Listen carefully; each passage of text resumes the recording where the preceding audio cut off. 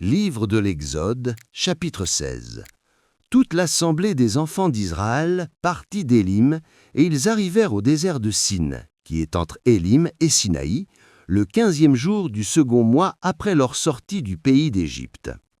Et toute l'assemblée des enfants d'Israël murmura dans le désert contre Moïse et Aaron.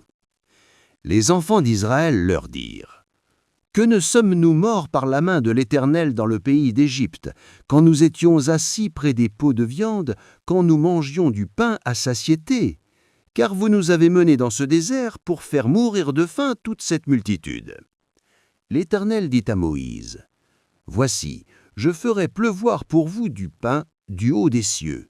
Le peuple sortira et en ramassera jour par jour la quantité nécessaire, afin que je le mette à l'épreuve et que je voie s'il marchera ou non selon ma loi.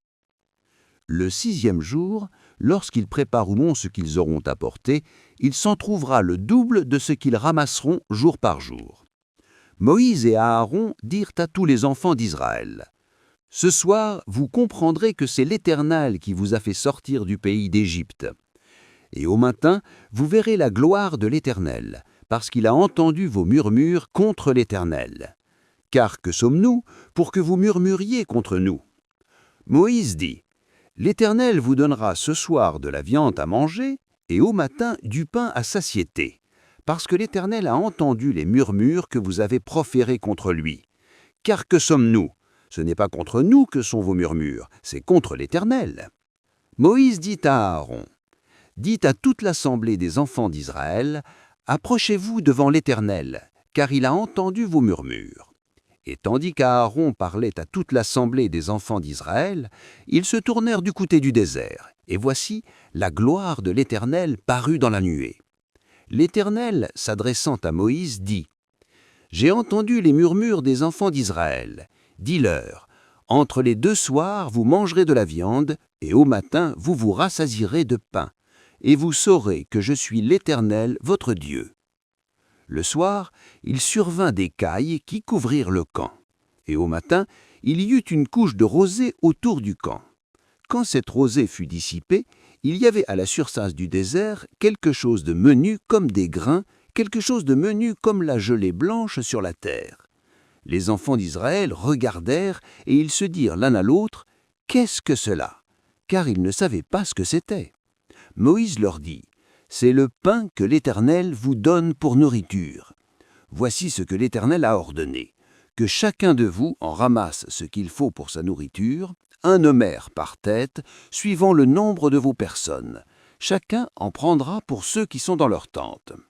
Les enfants d'Israël firent ainsi, et ils en ramassèrent les uns en plus, les autres moins. On mesurait ensuite avec l'homère. Celui qui avait ramassé plus n'avait rien de trop, et celui qui avait ramassé moins n'en manquait pas. Chacun ramassait ce qu'il fallait pour sa nourriture. Moïse leur dit: que personne n'en laisse jusqu'au matin. Ils n'écoutèrent pas Moïse, et il y eut des gens qui en laissèrent jusqu'au matin.